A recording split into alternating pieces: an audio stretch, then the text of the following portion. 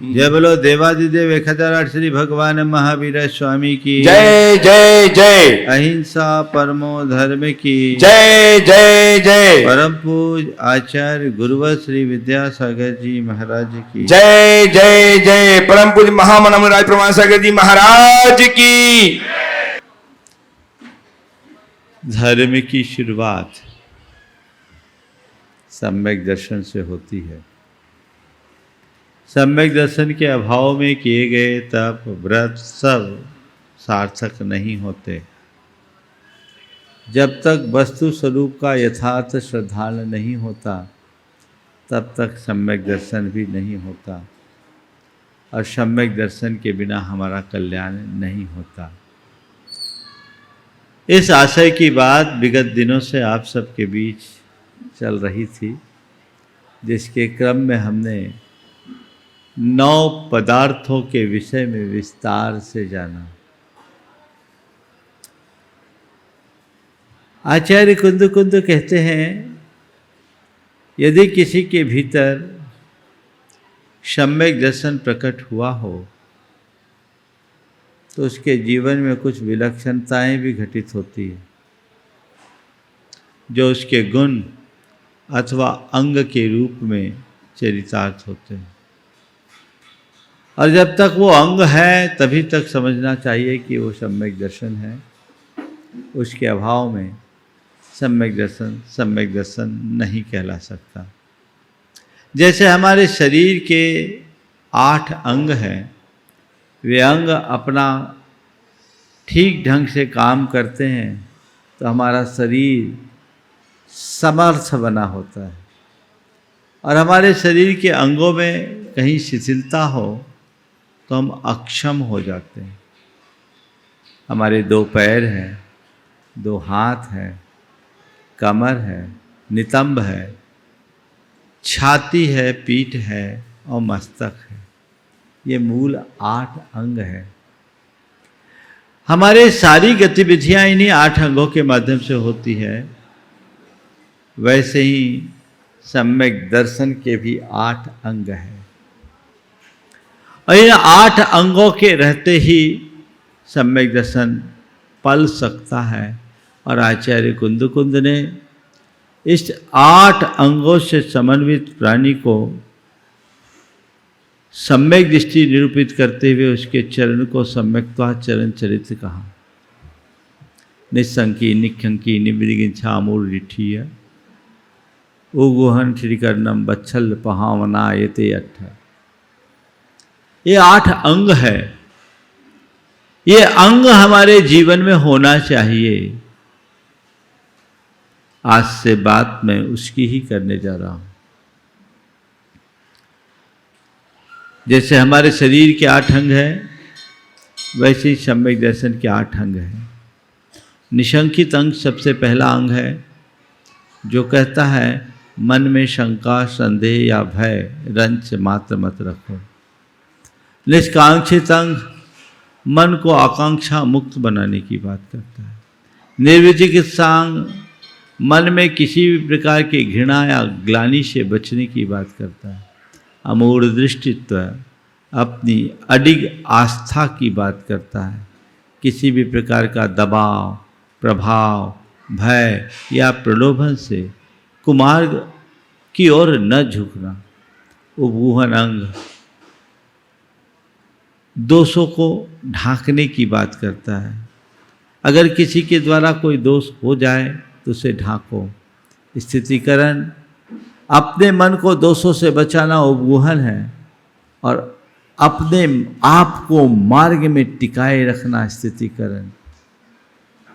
रत्नत्रय के प्रति हृदय में अपार उत्साह रखना वात्सल्य भाव और रत्नत्रयधारी के प्रति प्रेम रखना, ये भी वात्सल्य की अभिव्यक्ति है। और अपने मन को अपने वश में रखकर जिन शासन को फैलाना प्रभावना अंग है, अथवा अपने आचार विचार और व्यवहार से जिन शासन को जगत व्यापी बनाना प्रभावना। ये 8 अंग हमारे शरीर के 8 अंगों से मेल खाते हैं। एक बार हम रास्ता देख लेते हैं, बेखटके अपना दाहिना पैर बढ़ा देते हैं, और जब दायां पैर आगे बढ़ता है तो बायां पैर सहज उसका अनुकरण कर लेता है। उसमें कोई आकांक्षा और अपेक्षा नहीं होती। यही है निशंकित और निकांक्षित अंग। अपने बाएं हाथ को देखें, अपने शरीर की सब प्रकार की अपवित्रता का प्रक्षालन आप अपने बाएं हाथ से रोज करते हैं। मन में कभी ग्लानि या घृणा का भाव आता है, जब भी बाएं हाथ का प्रयोग करो, मन में सोचो मेरे हृदय में किसी धर्मात्मा के प्रति ग्लानि, घृणा या नफरत का भाव तो नहीं आ रहा है। यह निर्विचिकित्सा अंग है। अमूढ़ दृष्टित्व अपने मार्ग में टिके रहने की बात है। और जब हम कोई बात पूर्ण आत्मविश्वास से भर कर कहते हैं तो कहते हैं ये तो ऐसा है। ये क्या है? एकदम वजन दे के। ये है अमूढ़ दृष्टित्व। उपगूहन का अर्थ होता है दोषों को ढांकना। लोक में नितंब को सदैव ढांक के रखा जाता है। ऐसे ही हमेशा ये देखो कि मैं किसी के दोषों को उद्घाटित तो नहीं कर रहा हूँ।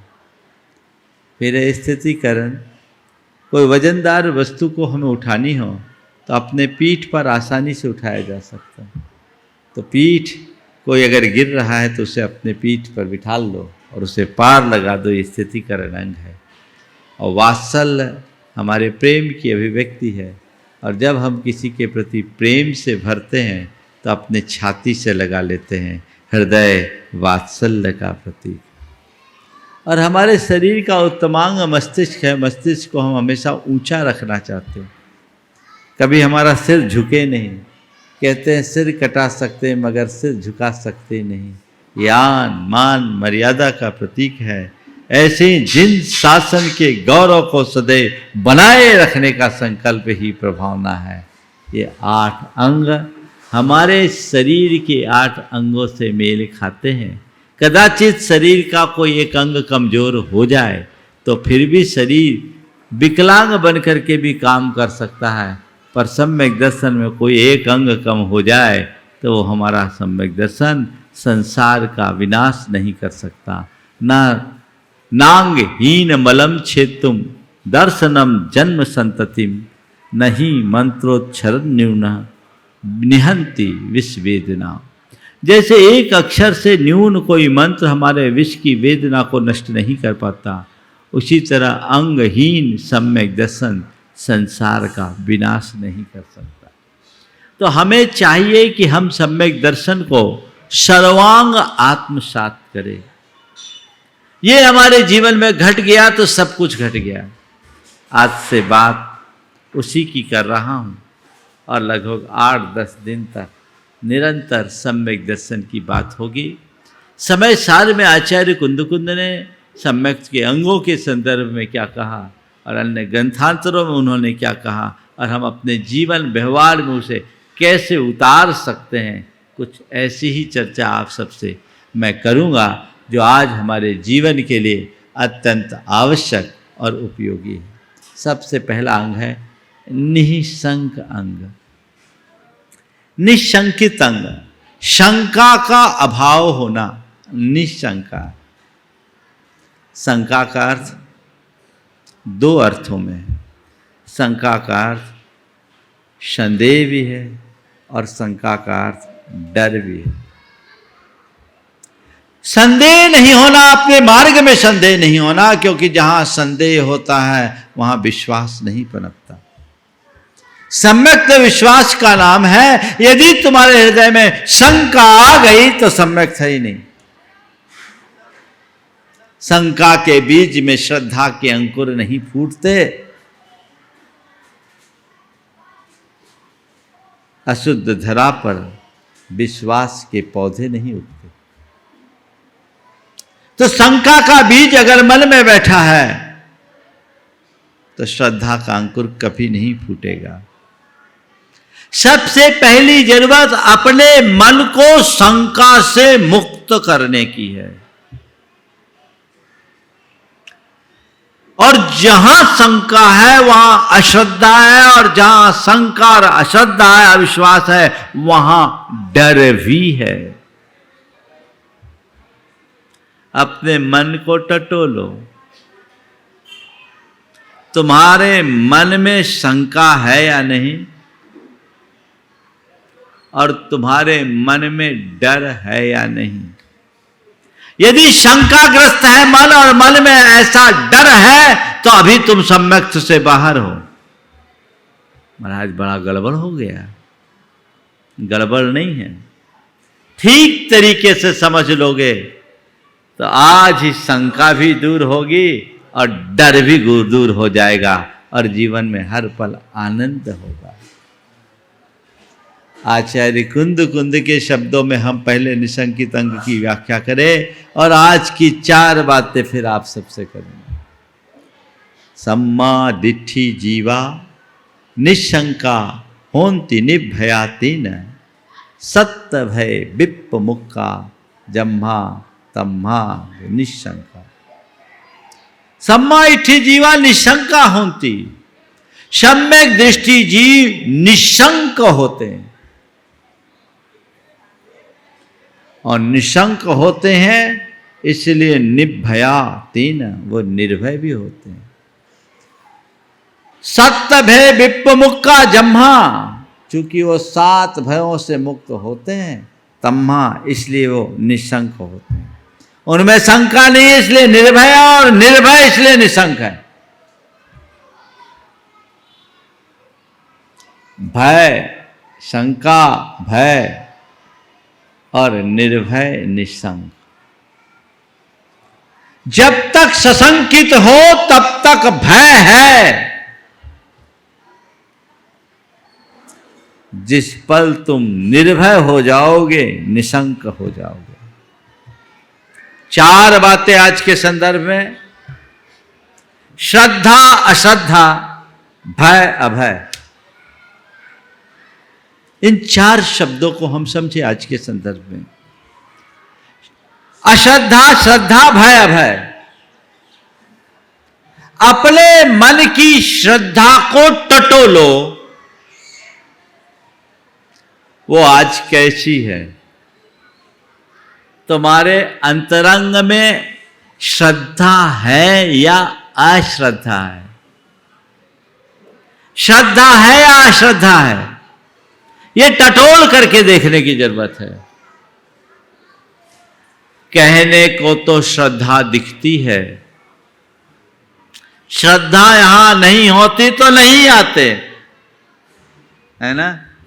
श्रद्धा है, लेकिन अपने अंतस मन को टटोल करके देखो तो कहीं ना कोई छिपी हुई अश्रद्धा भी है। श्रद्धा के 4 रूप हैं। श्रद्धा, अश्रद्धा,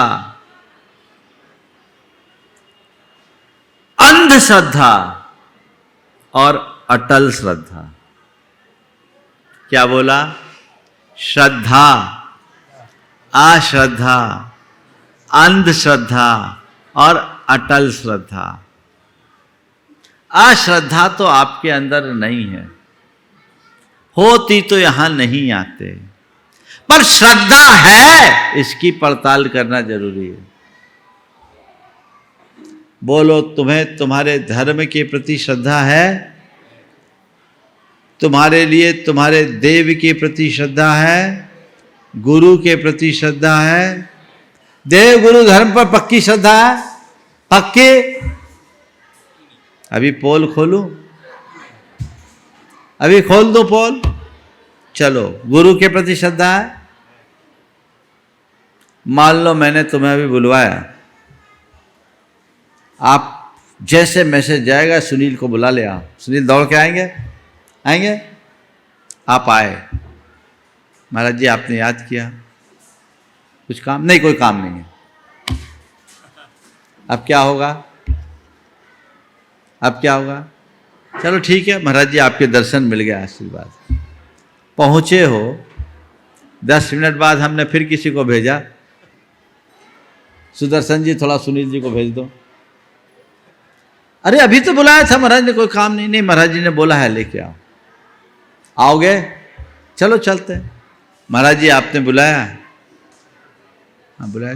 कोई काम? कोई काम नहीं, कोई काम नहीं। ठीक, खामो खाम महाराज ने 2 बार दौड़वा दिया। बोलो आएगा कि नहीं आएगा? हाँ आएगा। और अभी आधा घंटे बाद फिर तीसरी बार। आज क्या हो गया महाराज को भाई, बार बार परेशान कर रहे हैं। पहली बार बुलाया तो अहोभाग्य है, और तीसरी बार में परेशान कर रहे। चलो महाराज जी आपने याद किया, अब तुम्हारी तरफ देखा भी नहीं, और तुम्हारा विरोधी बैठा उससे बात कर रहा हूं। अब बोलो तुम्हारी श्रद्धा का क्या हाल होगा? हाँ खाम खाम महाराज आज परेशान कर रहे, पता नहीं क्या हो गया। 3 बार मैंने अपना सारा काम छोड़ करके यहाँ आए, इनको तो कोई काम नहीं, हमारे पास तो 50 काम है। पता नहीं दिमाग में क्या क्या आएगा। हाँ शायद सुनील को ना, लेकिन ये स्वाभाविक है। थोड़े से निमित्त से मन डोलायमान हो जाता है, और श्रद्धा को अश्रद्धा में परिणत होते देर नहीं लगती। सारा तत्व ज्ञान धरा रह जाता है जब जीवन में ऐसी कोई परिस्थितियां निर्मित होती है। सब हवा हो जाता है। क्यों? श्रद्धा है पर प्रगाढ़ नहीं है। श्रद्धा बड़ी उथली है। श्रद्धा कैसी होनी चाहिए? इदमेव दृश्यमेव तत्वम नान्यम नचान्य था इत्तकम पाए संभवात सन्मार्गे संशया रुचि। बस मार्ग तो जो है सो यही है, ऐसा ही है। इस प्रकार की संशय रहित श्रद्धा का नाम वास्तविक श्रद्धा है। आपकी धर्म में श्रद्धा है, क्यों है? बोलो। आप लोगों ने बोला धर्म में श्रद्धा है ना, क्यों है? इसलिए कि धर्म करेंगे तो संकट टलेगा। ठीक, कोविड ने कईयों की धर्म से श्रद्धा हटा दी। अरे धर्म करने से कुछ नहीं होता, इतना धर्म किए फिर भी ऐसा हो गया। अब बताओ उसकी श्रद्धा मिटी कि नहीं मिटी? मिट गई। मैं कहता हूं श्रद्धा पैदा ही नहीं हुई तो मरेगी क्या? उसकी श्रद्धा थी ही नहीं, उसने धर्म के स्वरूप को जाना ही नहीं था। उसने धर्म के उथले स्वरूप को जाना कि धर्म करेंगे तो संकट टलेगा, धर्म करेंगे सदगति मिलेगी। अरे धर्म करेंगे तो आत्मा की उन्नति होगी, ये श्रद्धा होती तो तुम कभी विचलित नहीं होते। वस्तु के स्वरूप को तुमने ठीक रीति से जाना नहीं, और गतानुगतिक बनकर तुमने धर्म की श्रद्धा रखी। मेरा धर्म में पक्का विश्वास है। धर्म में पक्का विश्वास रखो, पर धर्म के नाम पर धर्म का भ्रम तो नहीं है, ये तो देखो।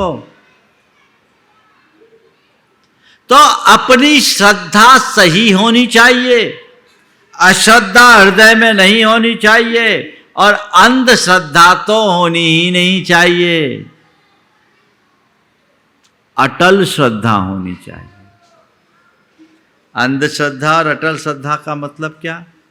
जो भी आए सबको श्रद्धा से स्वीकार कर लेना अंधश्रद्धा, और जिसे अपना श्रद्धेय मान लिया उससे कभी डगमगाना नहीं, वो अटल श्रद्धा। अंधश्रद्धा वाले नुकसान में होते हैं, और अटल श्रद्धा वाले को हमेशा लाभ ही होता है। तो अगर तुम्हारे हृदय में श्रद्धा है तो तुम्हें कभी भय नहीं होगा। जहां श्रद्धा वहां भय नहीं, और जहां अश्रद्धा संशय वहां डर। एक वनस्पति शास्त्री एक गहरी घाटी से कुछ मूल्यवान औषधियों के संचय के लिए गया। घाटी बहुत गहरी थी, खाई थी, वहां जा पाना सहज नहीं था। अब क्या करे? उसने अपने 12 साल के बेटे के कमर में रस्सी बांधी और उस बेटे को उस घाटी में उतारा और कहा, बेटे सारी वनस्पतियां तू इकट्ठी कर लेना, फिर झोले में भर देना, मैं रस्सी से खींच लूँगा, फिर रस्से लटकाऊंगा, तेरे कमर में बांधूंगा, धीरे धीरे तुझे खींच लूँगा, तू आ जाना। बेटे ने सहज रूप से स्वीकार किया, उसने उसे उतारा। बेटा रस्सी खोलकर बेखौफ होकर वनस्पतियों का संचय किया, सारी वनस्पतियां ऊपर भेज भी दी। जब काम हो गया, फिर से रस्सी नीचे उतरी, उसने कमर में बांधी और पिता डरते डरते उसे ऊपर खींचा। बेटा निश्चिंत आ रहा था। पिता डरते डरते ऊपर खींचा, बेटा निश्चिंत ऊपर आ रहा था। जब बेटा ऊपर आया तो पिता के जान में जान आई। कहा, बेटा तू आ गया, आज मुझे बहुत अच्छा लग रहा है, मेरी तो जान अटकी थी, पर ये बता तू इतना निश्चिंत कैसे था? मेरी जान अटकी थी, पर तू बता तू इतना निश्चिंत कैसे था? उसने कहा, पिताजी मुझे डर किस बात की, जब डोर आपके हाथ में है। जिस बेटे की डोर बाप के हाथ में हो उसे डर नहीं।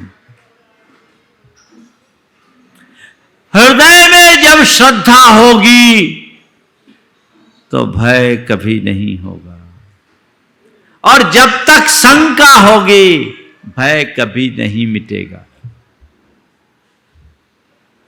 जिस जगह आपको कोई शंका नहीं होती, आप निर्भय होकर के रहते हो कि नहीं रहते? हाँ भाई, यहाँ कोई दिक्कत नहीं, यहाँ सब सेफ है। क्या बोलते हैं आप? यहाँ सब सेफ है, निश्चिंत होकर बैठे। और कहीं ऐसी संभावना हो जिसमें आपको थोड़ी सी भी शंका हो तो आप क्या करते हैं? चौकन्ने होकर के बैठते हैं, मन में डर, कहीं कुछ हो न जाए। शंका डर को जन्म देती है और श्रद्धा से निर्भयता आती है। इसलिए कहते सम्मादिठ्ठी जीवा निशंका होती निर्भयाति न। वे निशंक होते इसलिए निर्भय होते हैं। निशंक किस लिए? क्योंकि वो अपनी आत्मा के स्वरूप को अच्छे से समझता है। थोड़ा हम शंका और भय दोनों को सामने ले। शंका क्या है और भय क्या है? में जो शंका आती है वो एक प्रकार का संदेह है, स्वरूप विषय। कहीं ऐसा ना हो, कहीं वैसा ना हो, ये सही है या गलत है, ये शंका की परिणति है। लेकिन जब प्रगाढ़ विश्वास जमता है तो शंका का लेश नहीं होता। आप अपने घर में हैं, आपके पास तिजोरी की चाबी है, हर किसी को सौंपते हो क्या? बोलो, हाँ? नहीं ना? किसको सौंपते हो? किसको सौंपते हो? जिस पर विश्वास है। तिजोरी की चाबी उसे ही सौंपते जिस पर विश्वास है। लेकिन मैं आपसे पूछता हूं, अगर तिजोरी खाली हो तो? बात समझ में आ रही है मैं कहां ले जा रहा हूं आपको? खाली तिजोरी की चाबी हम तो महाराज ताला ही नहीं लगाते, खुला रखते।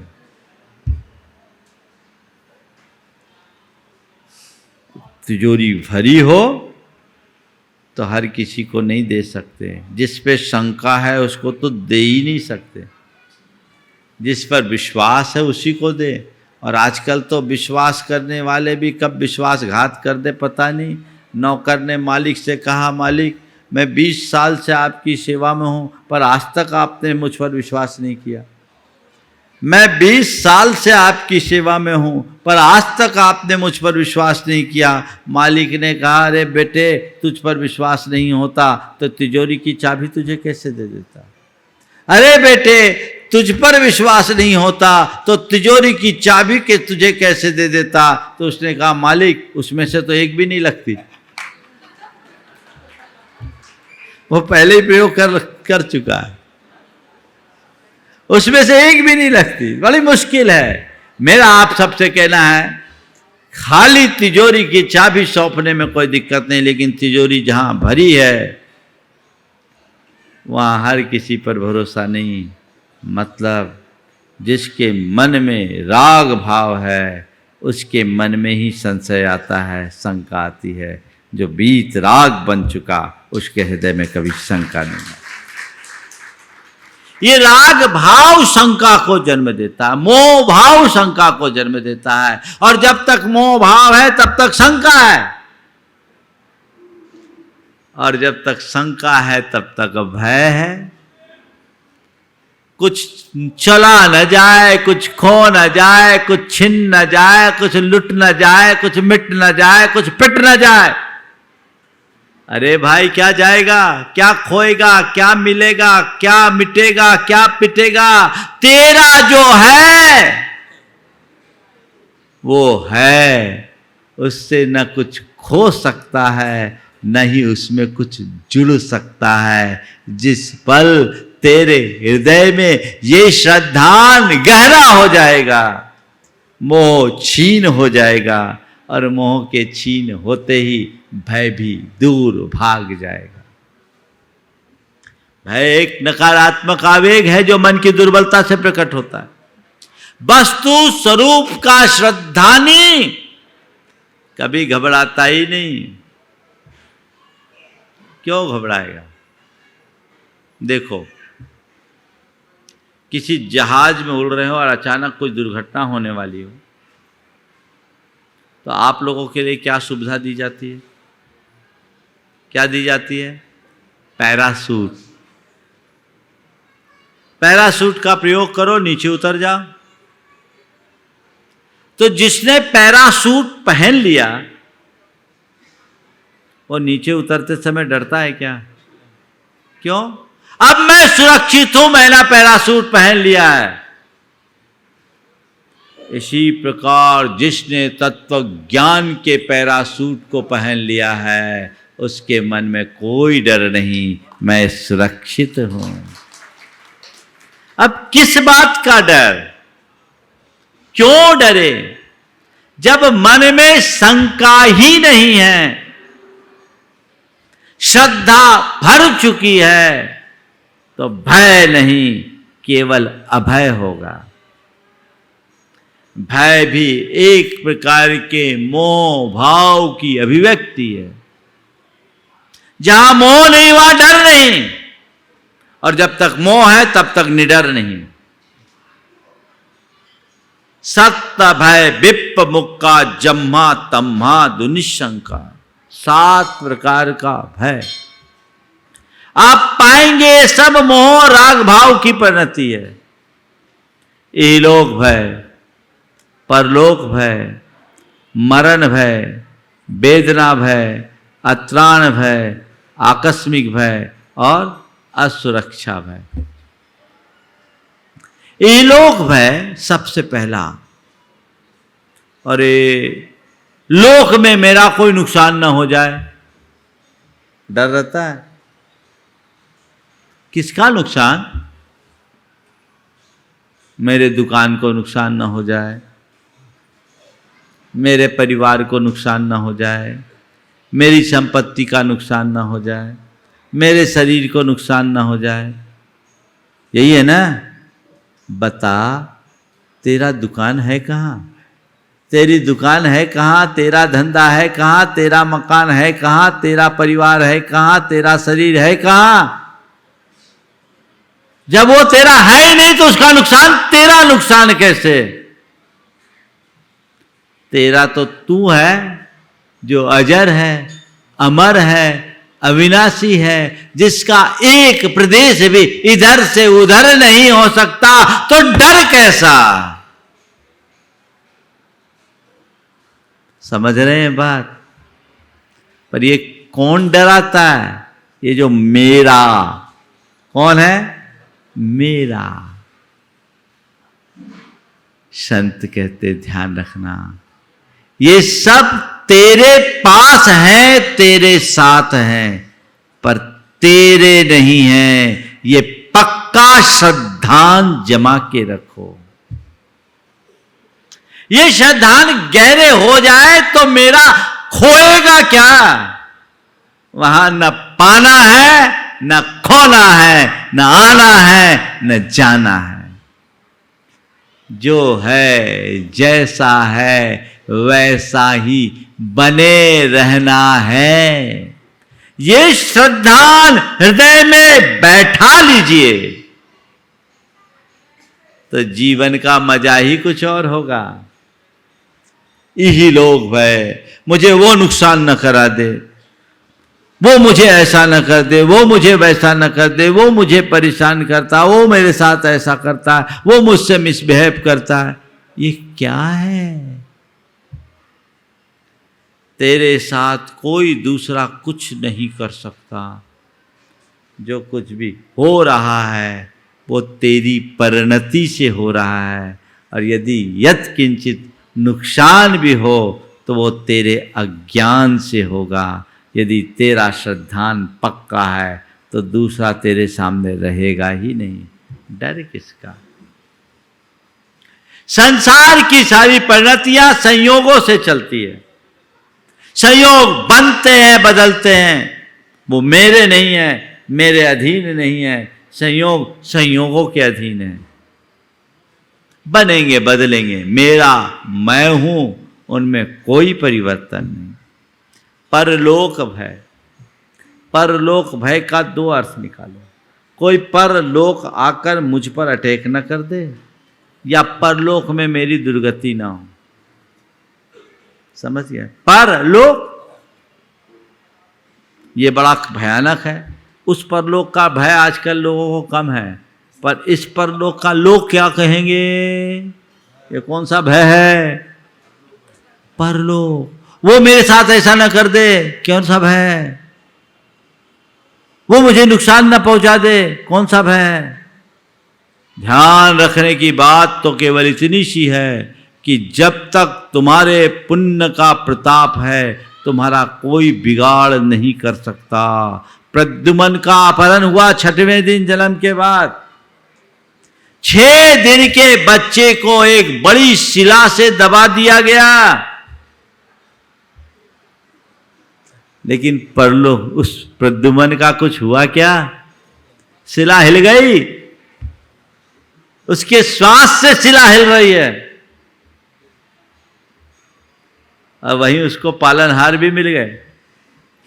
इधर माँ बाप को खोया तो दूसरे माँ बाप मिल गए। यही तो खेल है संसार का। जब तक तुम्हारा पुण्य है, कोई पर तुम्हारा नुकसान नहीं कर सकता, और जिस दिन पाप का योग होगा कोई तुम्हें बचा नहीं सकता। ये पक्का श्रद्धान अपने हृदय में बैठा दो, और जिस दिन ये श्रद्धान बैठ जाएगा तो तुम्हारे मन में रंच मात्र भी परलोक का भय नहीं रहेगा। आजकल लोग परेशान हैं। कुछ लोग तो एक प्रकार की मानसिक बीमारी के शिकार होते हैं। हर पल अपने आप को इनसिक्योर फील करते हैं। क्यों? वस्तु के स्वरूप के श्रद्धानी बनो, तुम फुल्ली सिक्योर्ड हो, तुम पूर्ण हो, सुरक्षित हो, सदा से हो, शाश्वत हो, अविनाशी हो। ये श्रद्धान तुम्हारे अंदर गहरा होना चाहिए। ये श्रद्धा होगी तो भय नहीं। अरे कहीं हो ना जाए, मेरा नुकसान ना हो जाए, यानी तेरा अभी तेरी आत्मा पर श्रद्धा नहीं, अश्रद्धा है। ये सब अंदर का मोह और राग भाव है जो बेचैन करता है। मोड़ो अपने आप को, छोड़ो उधर से, अब यहां संभलोगे। फिर परलोक का भय, अरे परलोक से कौन डरता जो इहलोक में अच्छे से नहीं जीता। एग्जाम के बाद फेल्योर का फियर किसको होता है? फेल होने का डर किसको होता है? जो अच्छा पेपर दे के आता उसको, या जो साल भर फांकी मारता उसको? फांकी मारना समझते हैं ना? हाँ, पढ़ेगा लिखेगा नहीं, अपना समय बर्बाद किया, अब एग्जाम आ गया, अब कुछ आया नहीं, अरे भैया रिजल्ट खराब ना हो जाए, रिजल्ट खराब ना हो जाए, रिजल्ट खराब ना हो जाए। पढ़े लिखे लोग तो, मेहनत करने वाले बच्चे तो पेपर दे के आते हैं और अपना रिजल्ट खुद डिक्लेयर कर देते हैं। बाकी घोषणा जब होगी तो होगी, मैंने इतना लिखा है, इतने नंबर्स मेरे आएंगे। और जो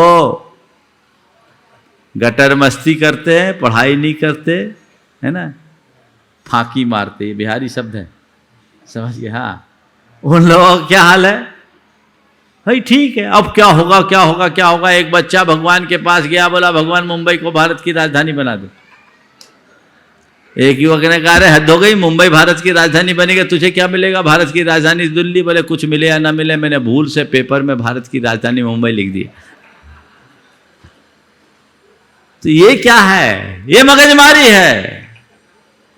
अगर हमने इहलोक अच्छा जिया तो परलोक मेरा अच्छा होगा ही होगा, इसमें कोई संशय नहीं। इसलिए परलोक की चिंता करने की जगह इहलोक को सुधारने का यत्न कीजिए। सम्यक दृष्टि वही करता है। मरण भय बहुत सताता है। मैं मर न जाऊं, तो पहली बात तो ये देखो कि तुम कभी मर ही नहीं सकते, तुम तो अमर हो। श्रद्धा है कि नहीं? तेरा ना जन्म हुआ ना मरण हुआ, जिसका जन्म होगा उसकी मृत्यु होगी। तो जन्मा कौन? मेरा जन्म तो इस तारीख को है महाराज, आए मेरा जन्मदिन है। तेरा जन्मदिन कहाँ हो गया? इस शरीर का जन्मदिन है, और जिस दिन इस शरीर का जन्म हुआ उसी दिन इसकी एक्सपायरी डेट भी तय हो गई, है ना? एकदम उसी दिन। इसको तो एक दिन मरना है, इसको कोई बचा नहीं सकता। शरीर जन्मा है, शरीर मरता है, इसे कोई रोक नहीं सकता। और आत्मा का न जन्म हुआ न मरण हुआ, इसलिए आत्मा कभी अमर नहीं हो सकती। जो आत्म श्रद्धानी होता है वो ये जानता है न मैं मृत्यु कुतो भीति। जब मैं मृत्यु रूप हूं ही नहीं तो डर कैसा? और शरीर एक दिन जाना है, पर किसी के कहने से नहीं जाएगा। जब तक आयु है तब तक मुझे कोई हिला नहीं सकता, और आयु पूरी होने के बाद कोई जिला नहीं सकता। आयु खये न मरना। जब तक मेरी आयु है मेरा कुछ नहीं होगा। ये श्रद्धान है तो डर किसका? तो इहलोक भय, परलोक भय, मरण भय, वेदना, मुझे कोई बीमारी ना हो जाए। कोई बीमारी ना हो जाए ये चिंता ही सबसे बड़ी बीमारी है। दुनिया में शरीर से बीमार लोग कम हैं, मन से बीमार लोग ज्यादा हैं। अरे बीमारी हो ना जाए, ये तो शरीर ही बीमारी का घर है। बीमारी तो ऑलरेडी है, हो ना जाए क्या है? जितने रोम हैं उतने रोग, ऐसा कहा जाता है। तो बीमार तो हो ही, बस अंतर यह है किसी का रोग प्रकट हो गया, किसी का नहीं हुआ। काया रोग मैं है। क्या करो? बीमारी हो तो चिकित्सा कराओ, ठीक हो जाएगा। और हो भी तो ये मान कर चलो कि तन को बीमारी, मन को नहीं है। डरने से क्या होगा? मेरी कोई दुर्घटना न घट जाए, आकस्मिक रूप से कोई नुकसान न हो जाए, मेरा कोई इनसिक्योरिटी का भाव है, कहीं असुरक्षित ना हो जाऊं, मेरा कोई संरक्षक नहीं हो, मुझे कोई त्राता नहीं है। ये सब दुर्विकल्प है। और ये जब तक मन में है तब तक भय है। उसकी जगह यदि ये श्रद्धान बन जाए कि मैं शुद्ध चैतन्य स्वरूप अजर अमर अविनाशी आत्म तत्व हूँ, तो मन रंच मात्र भी नहीं डगमगाएगा। तो महाराज फिर आपने तो बता दिया डर नहीं हो, तो फिर निर्भीक होकर के घूमे जो कुछ करना। हाँ, डरना और सतर्क रहना इसमें बड़ा अंतर है। सम्यक दृष्टि सतर्क रहता है पर डरता नहीं, घबराता नहीं। महाराज जी आपने तो बोल दिया डरना नहीं, तो आंख मूंद के गाड़ी चलाएंगे, तो कहेंगे तुम्हें पागल खाना में भेजना पड़ेगा। आंख मूंद के गाड़ी मत चलाओ, आंखें खोल करके गाड़ी चलाओ, पर निश्चिंत होकर गाड़ी चलाओ। गाड़ी चलाओ और ये सोचो कहीं एक्सीडेंट ना हो जाए, कहीं एक्सीडेंट ना हो जाए, तो ना होना तो हो जाएगा। आंखें मूंद करके भी नहीं और आंखें डर करके भी नहीं, बस सतर्क होकर के जीवन चलाओ। ये सतर्कता एक सकारात्मक संवेग है जो भावी अघट से हमें बचाती है। तुम्हारी धन संपत्ति सुरक्षित रहे, प्रबंध तुम कर लो, दुकान में ताला लगा दो, पर नींद में सपना न देखो कि चोर तो नहीं आ गया। सब ताला में लॉक करके सो, पर चूहा कूदे तो ये ना सोचो चोर ना आ गया। ये डर तो हटाओ। मेरा काम जितना है उतना मैं करूं, बाकी जो होना है सो होएगा। भय और भयातुरता में और अंतर है। भय और भयातुरता में बड़ा अंतर है। भय सजग करता है, ये सकारात्मक संवेग है। सजग रहो, सतर्क रहो, मुझे कोई बीमारी ना हो, इसलिए मैं अपने खान पान की शुद्धि रखूं, योग प्राणायाम आदि करूं। अभी कोरोना फैल रहा है तो दिशा निर्देशों का पालन करूं, मास्क लगाऊं, और जो बातें कह रही है दूरी रखें। ये सतर्कता है, ये डर नहीं है, ये सतर्कता है। लेकिन और हमें हो न जाए, हमें हो न जाए, हमें हो न जाए, जितने लोग ज्यादा डरे उन्हीं को ज्यादा हुआ। तो हम भय नहीं रखें, सतर्क रहें और भयातुरता से बचें।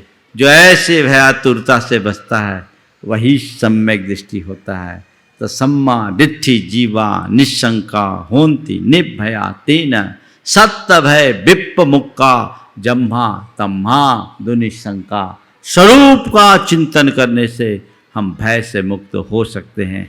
आज बात अधूरी है, ये बात निरंतर जारी रहेगी। हम इन 8 अंगों को अपने जीवन व्यवहार में किस तरह से आत्मसात करें और अपने जीवन को व्यवस्थित और संतुलित बनाकर कैसे जिएं, इसकी चर्चा आने वाले दिनों में आप सबसे करूंगा। और मैं अपने वचनों को यहीं पर विराम दे रहा हूं। बोलिए परम पूज्य आचार्य गुरुवर श्री विद्यासागर महाराज की जय जय जय।